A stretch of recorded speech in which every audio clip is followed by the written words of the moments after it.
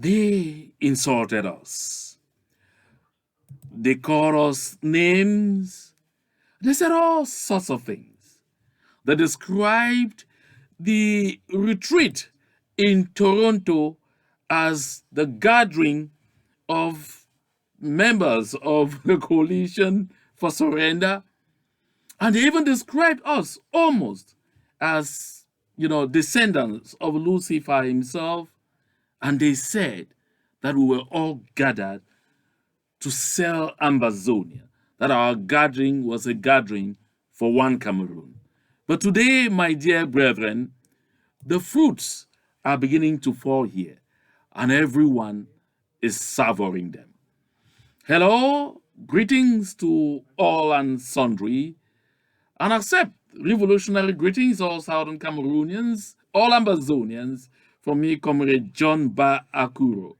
Today is Tuesday, November 16, 2021. In today's broadcast, my dear brethren, we are going to be talking some very salient and important issues. This will turn around number one, the strides we are beginning to make in the area of diplomacy, or we are continuing because we started before, but now we are gaining greater momentum on the international community. We will also talk about the massive confusion that is taking over the enemy's camp. And then, of course, my people, we will end with exactly pieces of advice from those who were there before us on exactly how we need to do it, why we need to come together, and why this coming together is so important at this point in time. The numerous distractions, the conspiracy theories notwithstanding, we, my people, are not too far from it. We may stay longer from getting there because we decide to. But if we determine to do the right thing, then we will recognize that we are closer. Do not go away. Fasten your seatbelt and relax as we dive into the beef of this discussion. First, let's go over to Boya. This lady you see on my screen, she is the one, Ms. Constant, accused by La République du Cameroun of no crime thus far, but is on awaiting trial. She was taken in by Moja Moja when she was 8 months pregnant, and I think this even precipitated the arrival of this baby. She just had a few moments of respite that they took her to the hospital in chains. And she had her baby virtually in chains. And after that, this baby, who is only a few days old, is now the youngest prisoner in the world. And this at the behest of the Prime Minister of La République du Cameroun, Chief Joseph Diongute. Because it's on record that Chief Joseph Diongute personally called Moja Moja and instructed this action. He approved and instructed this action. And so this baby of only a few months old is in prison.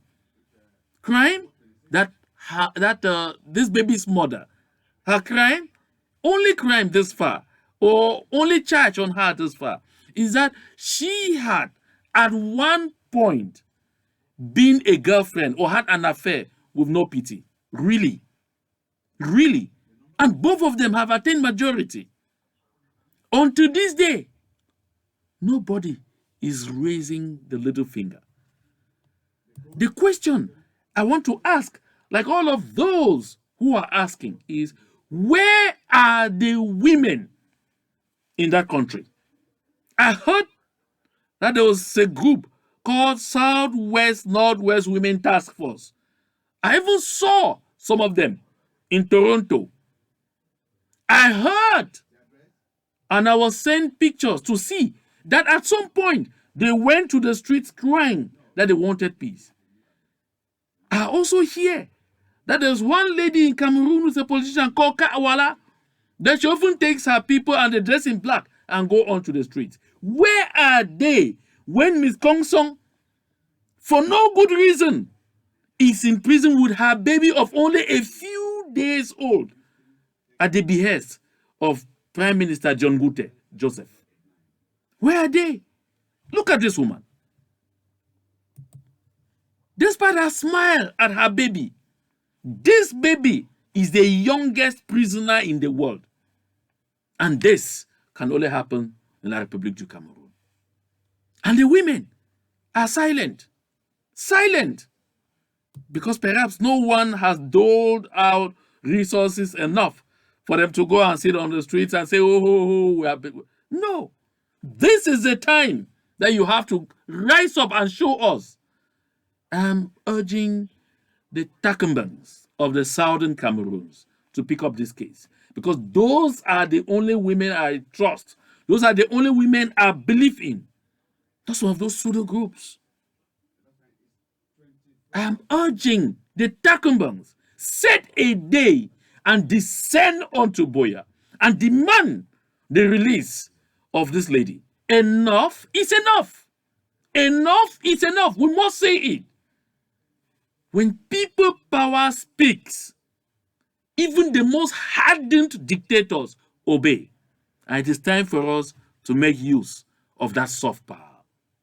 My people, I understand that while Miss Conson and her baby are at the prison yard in Boya, with this baby of a few days only, inhaling the stench that is known for those detention centers, her oppressor was facing vicissitudes. Karma, that is a bitch, is presently catching up with Moja Moja. I saw the devil's teardrop. Just take a watch.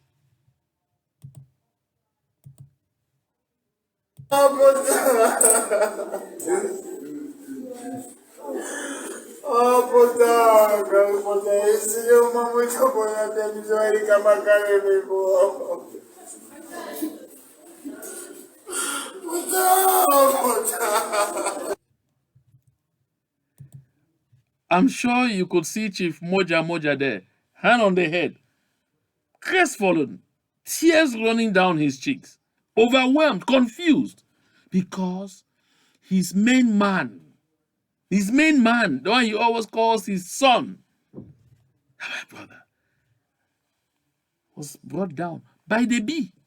The same bee he works for. The same bee he has been torturing Miss Consong for. The same bee he has been moving on the streets, pound on the shoulder and screaming, Ambazonia, Ambazonia. Moja Moja, inshallah. I'm waiting for Moja Moja with inshallah. Look, this young man, I can't rejoice at his demise. But when you are with the wrong company, doing the wrong things against your own people, always be certain that there will be karma. Always be certain that vicissitudes will be your lot. This is exactly what is happening. The other one is there in hospital, battling with his life with stones in his waist. But when the bee came, they screamed, they were screaming, we are with Moja Moja. We are Moja Moja's sons. The bee said, Moja Moja or no Moja Moja, you are Ambazonians. And because you are Ambazonians, no respect. And I think they were even coming from Moja Moja himself. Yeah. Because once you are an Ambazonian, you are not a human being. You are game. They shoot you for their sport. That's what it is. That's what it has been. And people like Moja Moja thought there could be exceptions. No, there are none. This should serve as a reminder to all others who are still loitering around and making claims and thinking that they can be more royalist than the king in La République du Cameroon. They will never consider you a human being. They will never consider you a citizen, a bona fide citizen in their country. That's why they would treat you this way. As if that was not enough. Moja Moja went to the streets. Please, don't be angry at my laughter. You know, some of these things get so funny that you can only laugh. That's the only way you can communicate. I know some of you say, please, can you stop laughing? But I can't help it. Just watch Moja Moja. in the streets protesting. My question is, against who? Well, let's watch and see. Chief Moja Moja in tears. Chief Echo in tears. It shows how angry he is.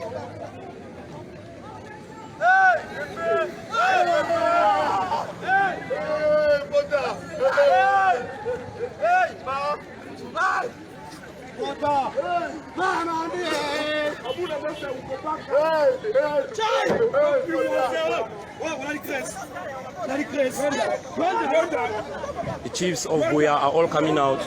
Fako chiefs are coming.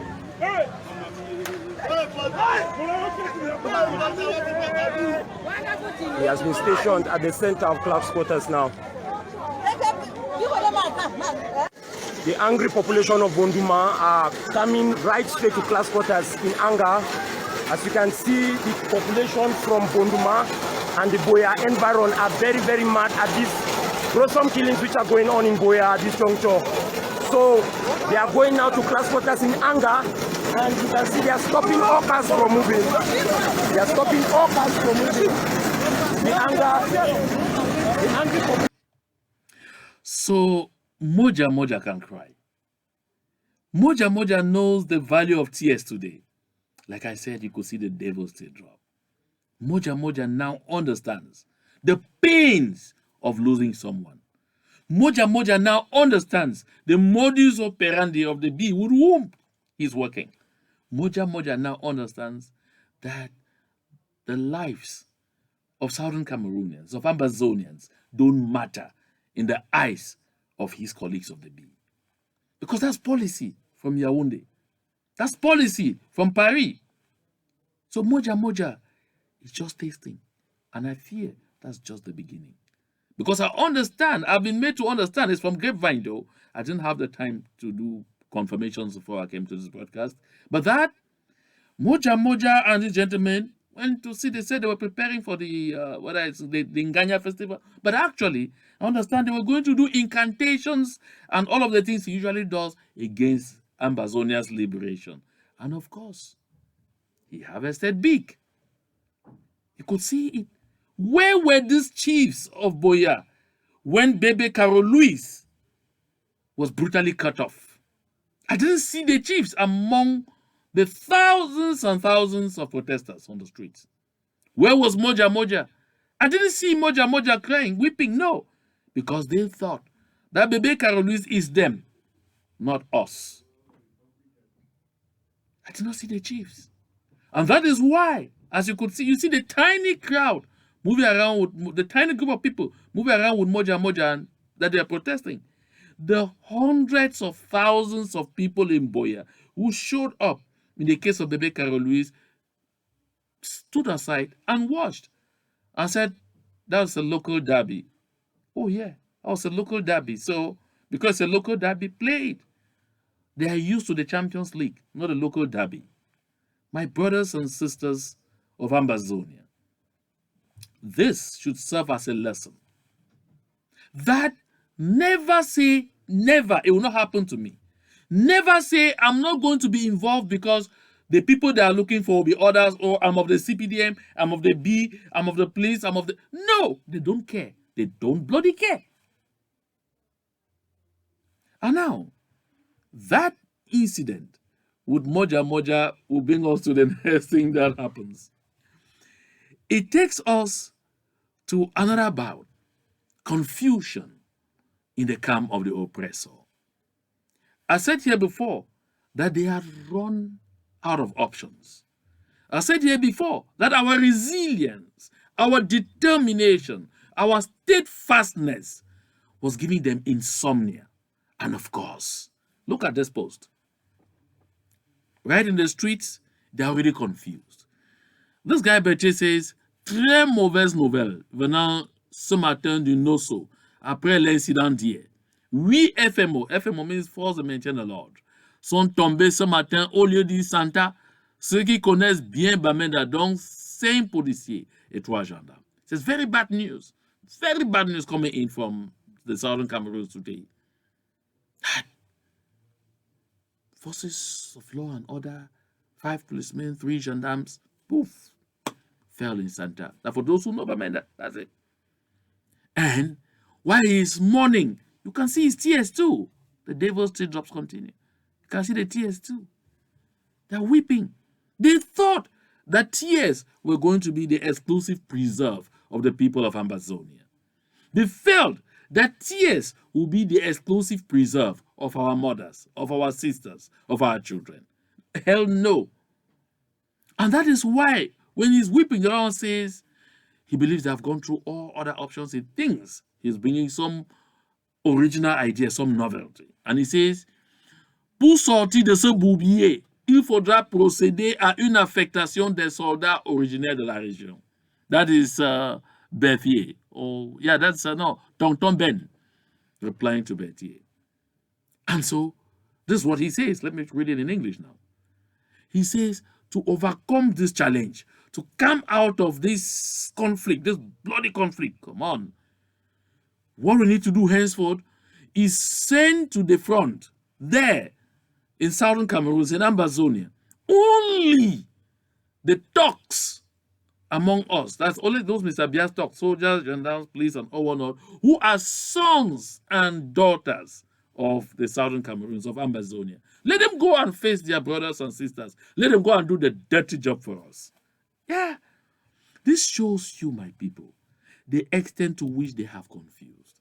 They changed paradigm. It didn't go anywhere. They have used all sorts of measures without success. They sent tankers, all sorts, and said, I remember that gentleman in Santa say, vous avez demandé la guerre. Vous allez voir. Vous allez voir.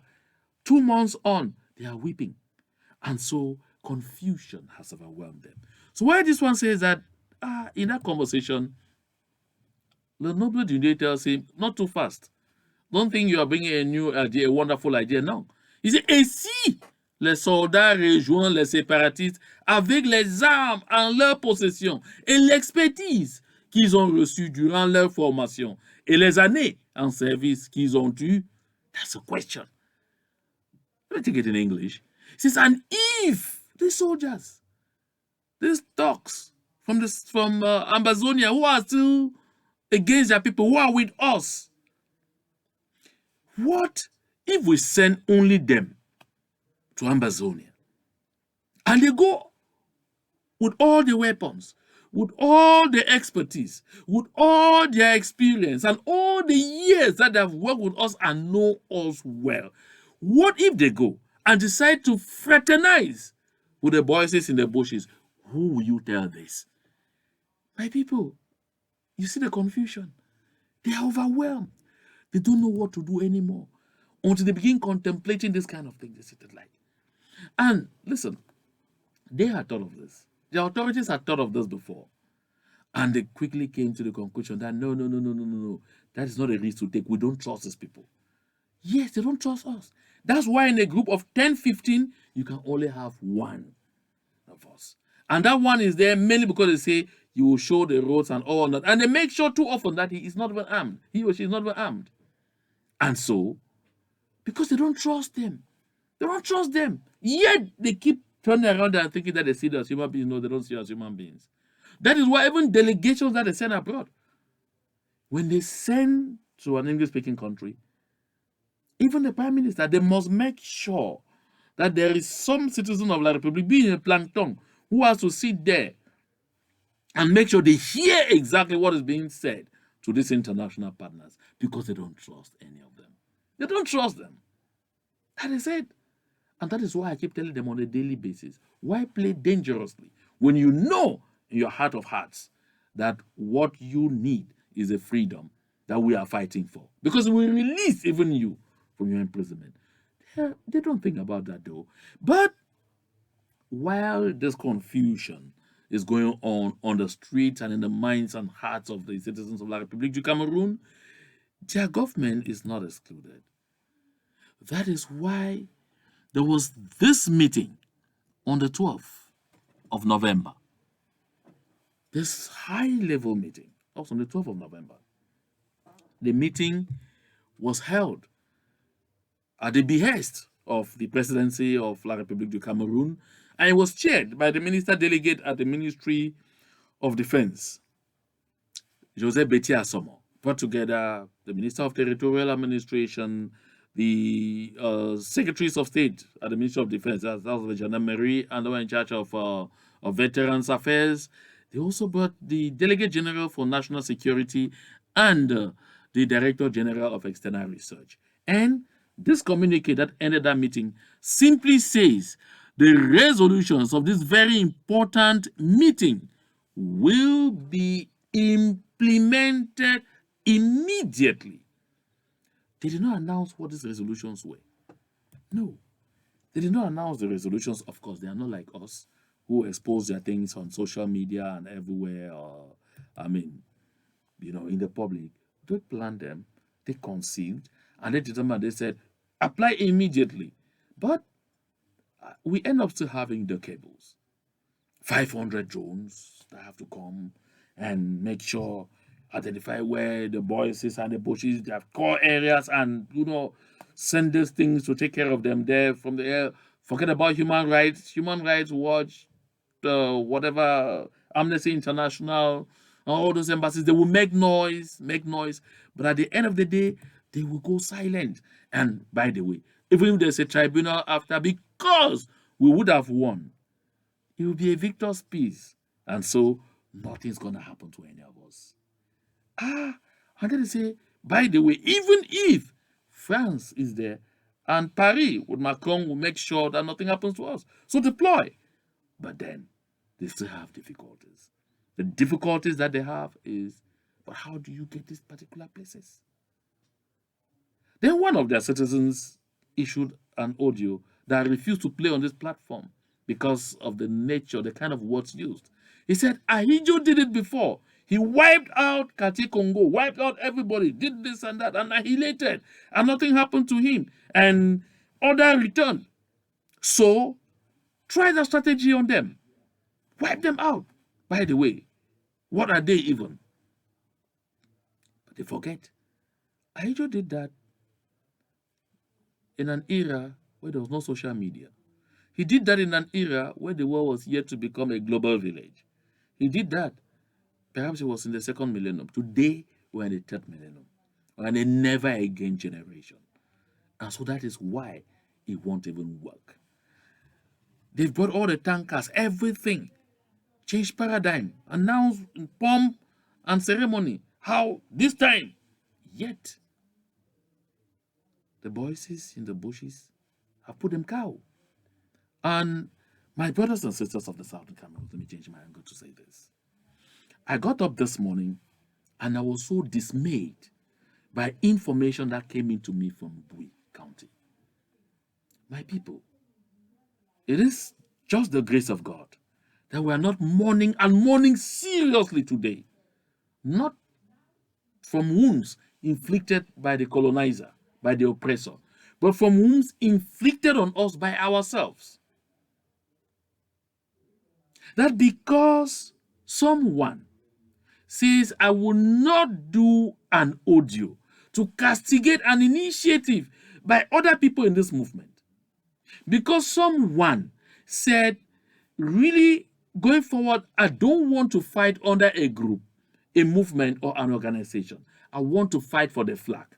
So that all Southern Cameroonians, all Ambazonians, wherever they may be, and who have the feeling that they can support what I'm doing, they will be free to support me.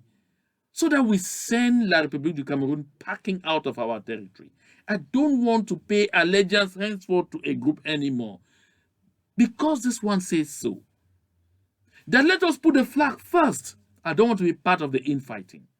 Net result, in Sobo is called, take care of no pity. Trouble begins. It's brewing. It's brewing. It's brewing, my people. We have to go past this. I read a message from UN threatening and telling people it is impossible for someone to be an independent fighter. And so if something happens to him, don't say you were not warned. Come on. Come on. How many enemies do we have? La République du Cameroun and La République du Cameroun alone. Why should we go after our heroes at a time when La République du Cameroun is getting confused overwhelmed, where La République du Cameroon is suffering in total loss of morale because of that name. And we can afford to say, let's go after that name. Really? Really? I refuse to align with those who are already casting theories that is because of the dirty 200 million CFA that La République promised, that some are already falling for it. I'm thinking that we should put country tertiary. I don't want to believe that it is true. And that's why I'm not subscribing to it. I still simply think that is our own greed for power that's still at the origin of this. And that is why I'm using this platform to urge all those who still have the possibility to call those involved to order. Tell them that we are all watching and we have taken more than enough and we won't take it again. Those boys are not on anybody's payroll. No, they are volunteers. They have decided to put their lives on the line that we may have a country. They have decided to put their lives on the line that our children and our children's children and our children's children and generations of Southern Cameroonians to come should have a country, should have a place they call their own, where they will be treated with dignity, where they will not be barred from opportunities because of whom they are or whom they are not. My people, honestly, we have to learn to appreciate what we have in our hands and recognize that the only way we will make it is by putting country first all the time, not the other way around. Now, I like to point this out. While we are freaking and trying to indulge in this hegemonic war, a fruitless one, of course, among us, La République du Cameroon is still somewhere in confusion. Reason we have to beware. Because from that meeting that they held and hit the resolutions, actions are beginning to come up. This is an instruction that you see on my screen. That was that letter, that confidential. From the presidency of the Republic of La République du Cameroon to the Delegate General of National Security. Of course, it's signed by the Secretary General of the Presidency, who is the de facto president of that country right now, Mr. Ngongo Ferdinand. This instruction is for the recruitment of 12,500 policemen into the police corps of La République du Cameroon. Why? Because a lot of those who are still working or who were in the force have either been deleted or have deserted us, abandoned, because I've asked them to go to Ambazonia, or are not willing to go to Ambazonia, and they have parents strong enough to back their decision not to go. So they need 12,500. And they'll begin recruiting immediately. This year, 2,500, and it'll be 2,500 every year for 5 years, for a total of 12,500. It is the same thing that is going to happen with the BE. The same thing that will happen in the infantry. The same thing that will happen in the Air Force. The same thing that will happen in the Marine. It will happen with the Presidential Guard. It will happen in all their forces because they are at the losing end. Things are not moving. Things are not going on according to plan. There is confusion in the house. And this is why, my people, we have to recognize the need to abandon some of the fruitless fights that we are fighting and focus on the objective. Because we are getting close. Look at this. This tweet from Honorable T. Bonagi in response to our own Dr. Chris Fominio says a big thing, very big thing here. He says, the Cameroon government's current policies will actually speed the creation of Ambazonia. Pacification means bringing peace, not scorched earth. Military approach only creates more secessionists. Past precedents prove bullets delay, not kill the people's will. my people, take note of a few things here. Number one, for the first time, Honorable Tibonagi refers to us by our name as Ambazonia. Next, he says that Scotch Earth policy is useless, it's not going to do anything. And then, most importantly, he says precedents, that is past examples,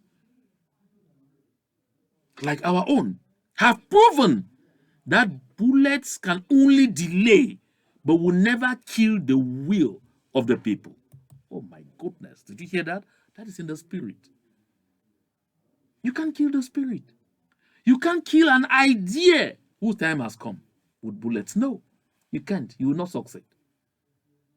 And this again indicates that Honorable Tibonagi knows that whether the Republic likes it or not, Ambazonia is a reality. It will come to pass. He says, because he says, it will actually speed up the creation of Ambazonia. Of course, take note, speed up, because he already knows that Ambazonia is on the way. The only point now is the current policy of La République du Cameroon will hasten the arrival of Ambazonia. That is very important. Coming from a man who, while he was in function, once said, and La République celebrated this a lot in Congress, that no. A separate country for the Southern Cameroons was not realistic. But today, by our resilience, our determination, our show of, the spirit of conquerors, the world is beginning to come to terms with the fact that Ambazonia is a reality. Ambazonia is not abstract. No, my people, I have said this from day one I was in this movement. And I said, nothing in the world will take me out of this movement, because I had a conviction from day one that we will get there. Nothing.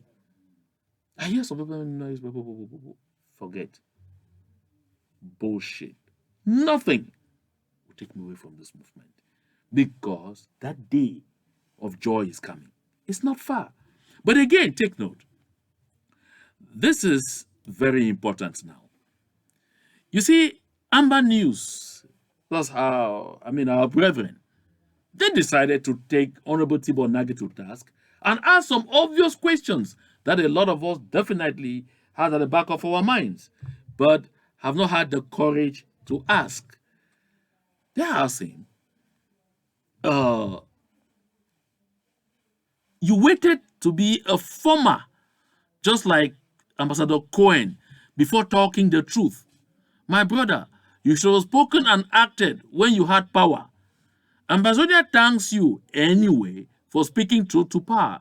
We are grateful people. And Honorable Tibonagi answers. He says, as Ambassador Cohen will affirm, when you are an official, your words represent your country's policies, not your own. And U.S. Assistant Secretaries of State can recommend policies, but the president makes them.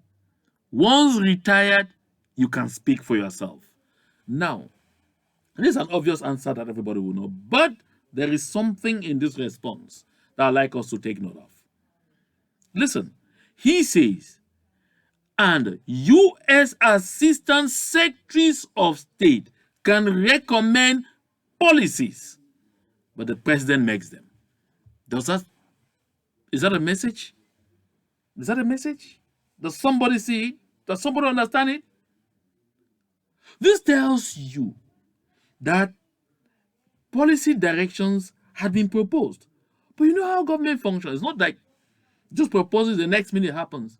Don't be surprised, because that is why we see that Congress unanimously, especially in the Senate, all 100 senators on both sides of the U.S. political divide voted for Resolution 684. Yes. 100. It was a unanimous vote. That doesn't happen every day. on the situation in the southern Cameroons is because of that policy shift.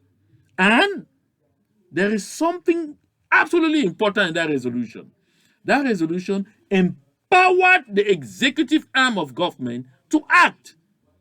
And so, don't be surprised that some of the things or some of the questions that you're asking and are being answered now may soon be answered with action. I don't want to get so much into that. I am just letting us read and understand better what is being said out there regarding our situation. And away from that, you see, I was saying this, that the retreat in Toronto had been attacked from all angles. Even at this moment that I'm talking, it's even still being attacked. Yeah. Yesterday, I watched, two comrades, one of them Abdul Karim and the other Chris Anu, saying certain things about that particular retreat. In castigation, in blasts, and all whatnot. And even some repeated accusations which they themselves had already started affirming were baseless. But we all rise today to the reality that the representatives of the countries that were there came out. This is the U.S. Embassy Yaounde, and they say heads of mission of Canada, Cameroon, Swiss, Cameroon, UK in Cameroon, and US in Cameroon condemn attacks against civilians in the Northwest Southwest, particularly children and students, using IEDs or live ammunition, as well as death threats against CSO leaders working to finding solutions to the crisis. Now, when they talk of death threats against CSO leaders, of course, we know who they are talking to. And they say, U.S. Embassy, and all of this embassy says, now is the time for a broader dialogue and new approaches to bring stakeholders together and address root causes, underline the word root. Now, this is a departure. This is a departure from the language we saw before, coming from these same diplomatic missions. This is a departure from the approaches that we saw before, coming from the same diplomatic missions. This is a departure from the perception that we saw from the same diplomatic missions. Now they're talking root causes. Now look at this again. I continue there. This Embassy of Switzerland in Yaounde says heads of mission. They repeat the same message. Of course, if I continue, you will find that from the Canadian High Commission and you find that from the UK High Commission. But again, the second part, because it comes across, we reiterate the need for a continued dialogue to bring stakeholders together and address root causes. From time immemorial, the quest of the people of the southern Cameroons has been that we cannot sit on the table to talk decentralization. No. We cannot sit on the table to talk special status. No. We cannot sit on the table to talk federalism. No. We have to address the root cause. And the root cause is in the decolonization process of the southern Cameroons. The problem which is ongoing has been recognized by all of these people before in separate occasions, and I'm going to bring that on this platform some other time. They have recognized that the problem, the conflict between La République du Cameroun and Ambazonia or Southern Cameroons is rooted in the botched decolonization process. This is exactly what La République du Cameroun does not want to hear. The representatives of these countries were in Toronto. They had this conversation with us.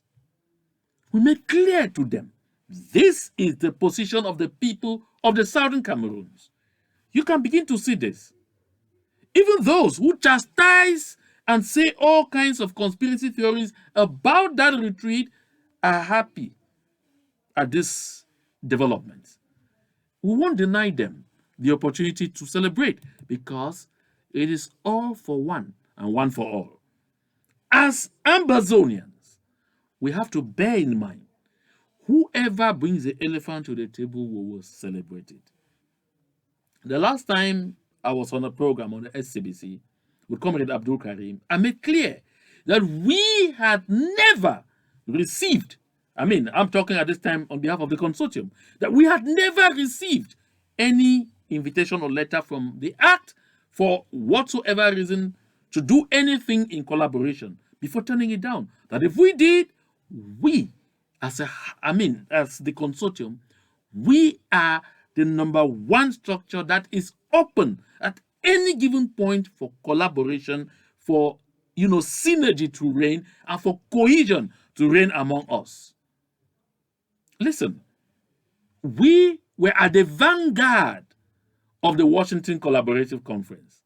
The SCLC was a brainchild of three movements. After the Washington Collaborative Conference crashed, from the ashes of that crash, the SCYL of Comrade Ebenezer Akwanga, which eventually turned to APLM, and the SCNC, led by Comrade Elvis Kometa, and myself from the consortium, decided to stay working together. We decided to maintain a working platform, and together we created the Ambazonia Relief Fund, which to us was the first institution that will eventually be embraced when we succeed in bringing all the rest on board. And so, when Comrade Fontem came to talk about the ASCPC, we said this is an opportunity for us to come together and let us not leave that place without creating a platform. That is how we brought together, that's how we brought about the SCLC. So at the consortium, we are believers in synergy. We are believers in cohesion. We are believers in cooperation and in collaboration.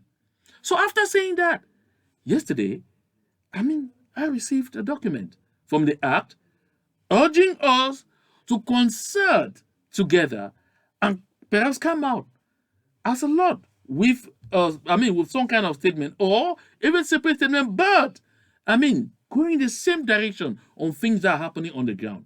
Of course, when it got to me, I forwarded that to the Secretary General of the consortium, and we're working on that. Trust me, we will work with everyone in the interest of the Southern Cameroons. We're not only talking. We like to do what we say. We will work with everyone. Where it's possible for us to collaborate, we definitely must do that. Even if you insult us before coming to us, we will still work with you, because the interest of the 8 million people of the Southern Cameroons is primordial. Now, you obviously watched what CNN said about our movement. But for purposes of analysis, I'm going to let us watch it yet another time.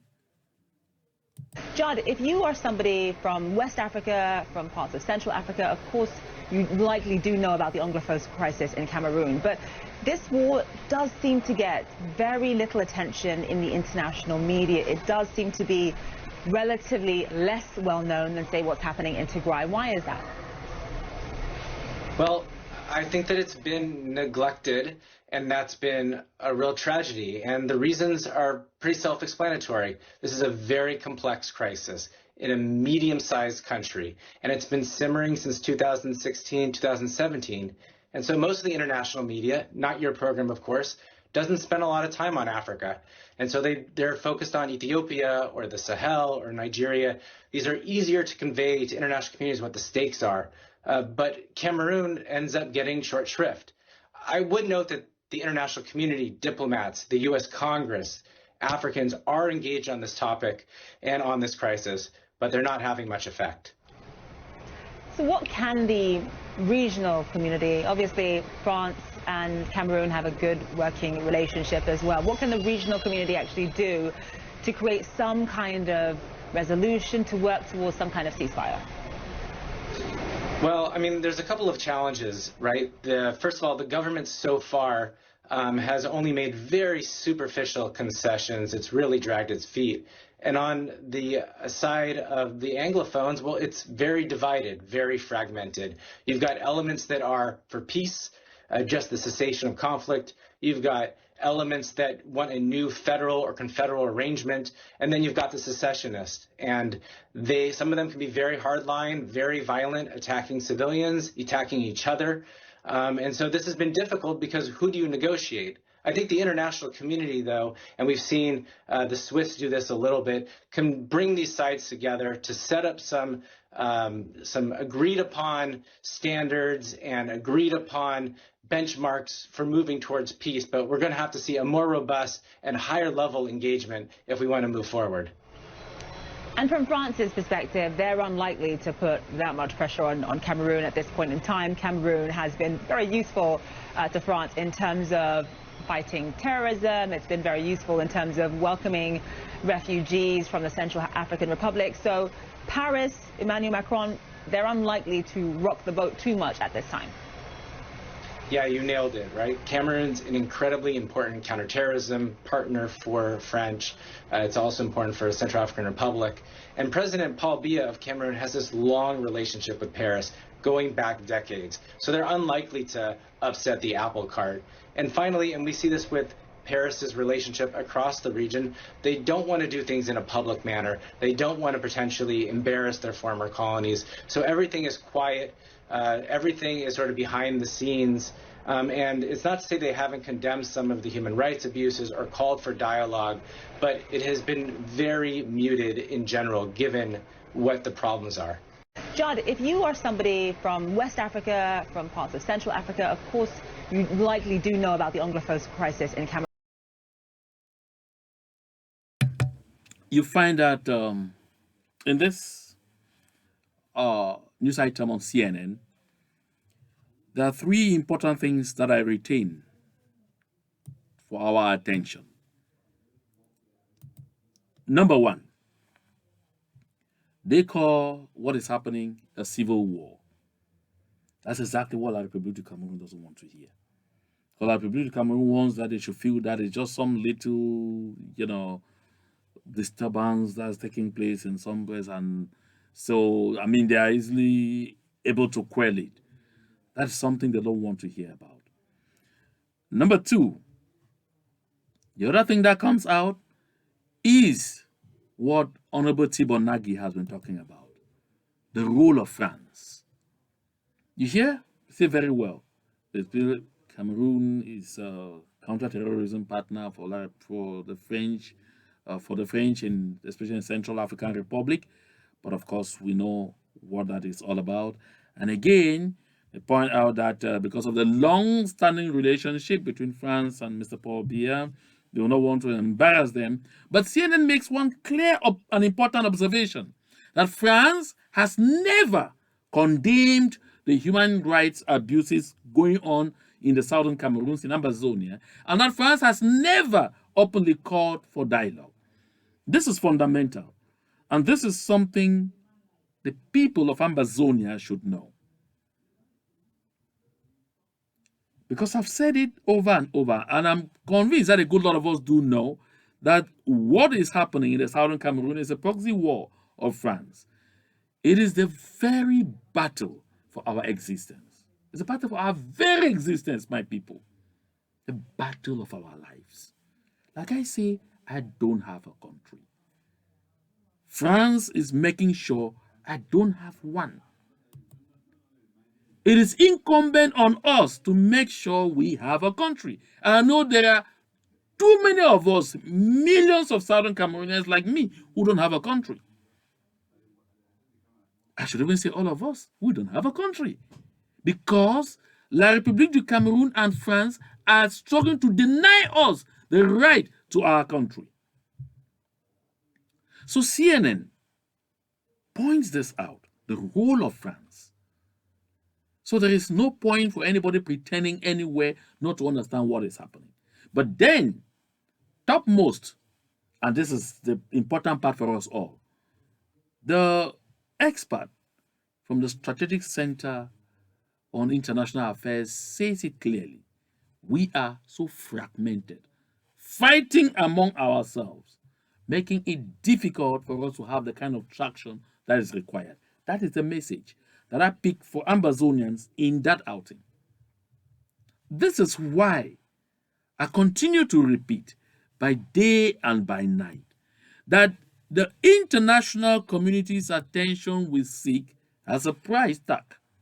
The price tag is we have to be organized. We have to stop these hegemonic wars among ourselves. We have to stop these tribal tendencies of this is my county, so you cannot come here. This is my LGA, you cannot come in. No, we have to stop that. We are looking forward to building a country, not a country of tribes. We have, my people, to embrace a change of mind in our approach to a lot of things in this movement if we have to attain our objective. That's why I bring George Bernard Shaw here, who says progress is impossible without change. And those who cannot change their minds cannot change anything. If we cannot change our minds from so that we leave the direction we are heading in now, which is not helping us, then we are impeding our own progress. We'll definitely be impeding our own progress.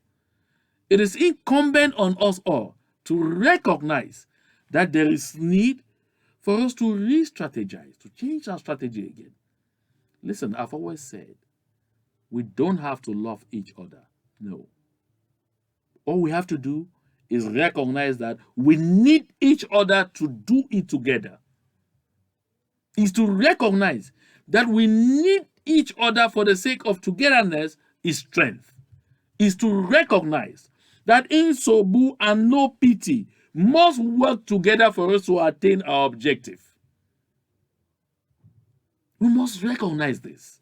And if we don't, then we are going to prolong this battle. The very battle of our lives. And the longer it lasts, the more pains we feel. Let's share a bit from what Comrade Lumumba, I'm calling him Comrade because he's been among us a lot of times and said some of these things, perhaps they don't sink. Let's hear him again. And I said to the anger of my audience at one time, and I was rather uncharitable, that the problem with Africa is that those who have ideas have no power and those with power have no ideas. And that in many ways still informs. So you have all these ideas on how we can green Africa. I listen to you and I can see you are babbling with ideas, but you don't have the power. And the fellow with power has completely no idea. And yet somehow, and this I think is your problem, when the electorate is given the choice between you with ideas and the one without ideas, the Africans' affinity for people without ideas is amazing. It's amazing. And I said, I will not want to make any comment on that one. I just wanted us to tap from the rich intellectual reservoir of Mr. Lumumba. I mean, who doesn't hesitate to join us anytime we invite him to talk to our people. He's come a couple of times, or I should rather say a good lot of times, to share with us his broad knowledge and to remind us that even Africans are ready to support us. But the difficulty they have is that we are fragmented. And so if they come in behind A, they will be attacked by B. If they come in behind B, they will be attacked by A and C. If they come in behind D, they will be attacked by A, B, and C. Reason, they want us to show some kind of synergy to make the task of them, stomping to for us easier. That should be our take-home message as I conclude this broadcast, and thank all and sundry who found time to, sit behind your little screens and share your time with me. To God be all the glory.